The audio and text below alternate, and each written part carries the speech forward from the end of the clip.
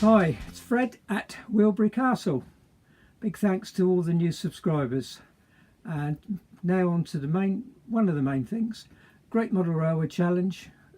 Lots have been said, good, bad and indifferent. All I want to say is I was really glad I was part of it. I was glad I was in the Shunter Guys team. Met some great new friends. Met lots of other people. Thoroughly enjoyed the time I was there, which was only one day due to me being ill for 2 days before. But moving, so thanks guys, I loved it, thank you very much. Secondly, David, Jones and Richard, who have both been working quite hard on Network YouTube, the new Network YouTube map. So if you're not on the Network YouTube group, fair enough. If you want to be, get on. David is making it open on Sunday, so if you want one of the white interchange spots, all you need to do is put a picture up of your favourite layout and tag the owner in the picture. Enough said. So enough of that, and don't forget guys, the Shunter Guys, or most of us I hope, will be at Worley Saturday week. I'm actually going by train cross country, believe it or not. Second railway journey in 30 years. I know the price is eye-watering, but I hope it's going to be well worth it. So enough of that, and we'll have a little look at what I've been doing on the layout. So I'll catch you all again in a moment. Bye for now.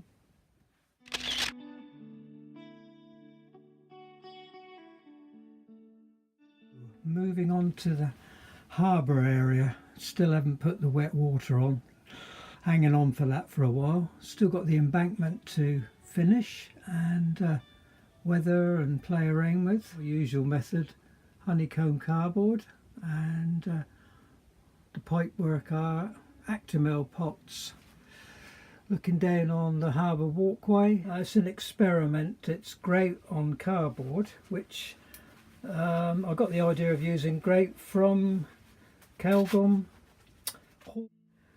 laid on with garden netting as it's drying, and roll it over with tissue, peeled off, left to dry, and we've got the walkway top, which will be grouted again, weathered, and hopefully will give a nice look, we hope. The other one is not quite so indented. That was the first one, but we've got a few cracked features, so I'm hoping that will work out. Concrete edging here, that's made from egg box, bonded onto the cardboard shape, and then coated with clear PVA, left to dry, grouted, rubbed down, and then different washes to give weathered effect. And then we have the station tops are my other favourite thing. That's the bathroom flooring we use for the platform tops. That can be rubbed down, painted, weathered, whatever you want to do with. It's quite nice stuff, quite thick, durable. Was a job lot of I don't know who made them, plastic patient edges, metal strips put on. That's still to be weathered.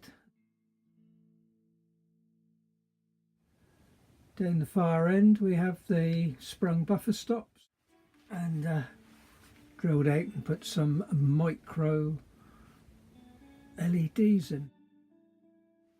The harbour wall is just individually cut bits of card packaging, very rough surface texture, and then they're all individually stuck on sheets of card, stuck onto the wall in graded, painted, weathered, and hopefully it's given it an effect.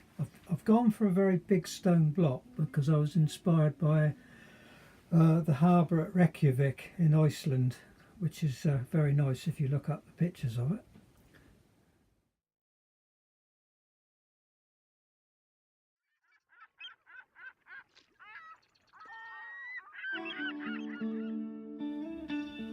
Panning round, another view, the other side of the harbour wall, which is leading over to the older wheelbarrow and the engine shed area. The steps, again the concrete edging, egg box, grated, PVA'd, weathered. Underneath this metal effect, or I don't know what you would call that, but that again is my old favourite, the honeycomb cardboard, just very heavily painted, weathered, and loads of glue and different things. The top wall edging again is egg box, just dented in to give the stone effect. The same with the top of the harbour wall, again is egg box. All the top areas I've just used egg box in, grated, weathered, painted, and gives the effect I was after. A pan round, hopefully not too quick, the rest of the harbour walling, which is over by the engine shed. Now there's a story behind the harbour. A certain person came to visit the layout a while back and said, "What are you doing with the lower area of the layout?" I said, "I'm not sure. Maybe another station lower down or some other goings on," but wasn't sure. So they said, "Why not a harbour? It would be ideal for the scratch build that you're going to make." And you know what? It was perfect. So we'll have a look now. I know you've all seen the Great Model Railway Challenge. We'll have a little look at the scratch build I made, which is, I was pretty pleased with it.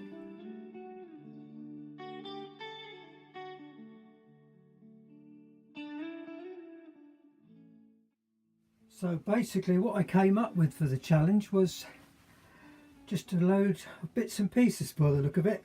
Two Type 37 body shells I had, although I did have to take the motor out of one. A Hornby crane, which has been renovated and modified, and a good old Dapol dock crane with legs, obviously minus legs. We do have lighting in it, which I will swing around. So there is lighting, and inside we have a crane operator with desk, which is also lit. Just all bits and pieces out of the gash box, really, stuck together. The railings on the actual decking are garden netting again, trusty garden netting. Barrels, parts of old Airfix tank on the deck, and Hewlett-Packard printer parts. So yeah, don't throw away your printer, rip it up. The actual drive is the good old Dapol Pug, again modified with a slightly larger chimney, and the tyres are, some are rubber, some are resin cast. So a final look at the scratch build, the twin class 37 prop driven from model Bismarck, which I had in the garden pond, which had sunk many years ago. I found it, and ideal propellers. So we'll have a little pan round, just one last look.